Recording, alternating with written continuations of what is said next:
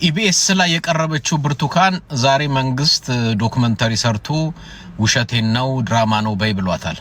ድሮም ብለን ነበረ የሆነው ነገር ነው የሆነው። ኢትዮጵያ ውስጥ ያለው ስርዓት አራጅ፣ ደፋሪ፣ አስደፋሪ፣ ዘራፊ፣ አፋኝ፣ አሳፋኝ ነው።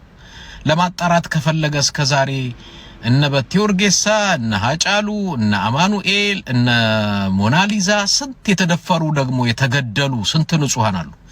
አንድም ቀን አጣርቶ መረጃ ሰጥቶ አያውቅም። ዶክመንተሪ ሰርቶ አያውቅም።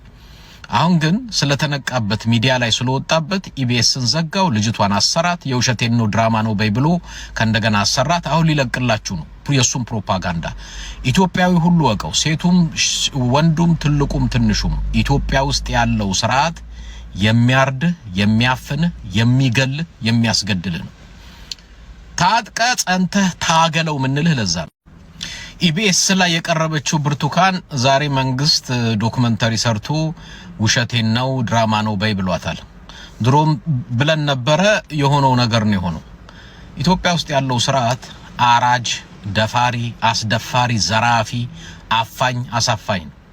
ለማጣራት ከፈለገ እስከ ዛሬ እነ በቴ ኡርጌሳ፣ እነ ሃጫሉ፣ እነ አማኑኤል፣ እነ ሞናሊዛ ስንት የተደፈሩ ደግሞ የተገደሉ ስንት ንጹሃን አሉ።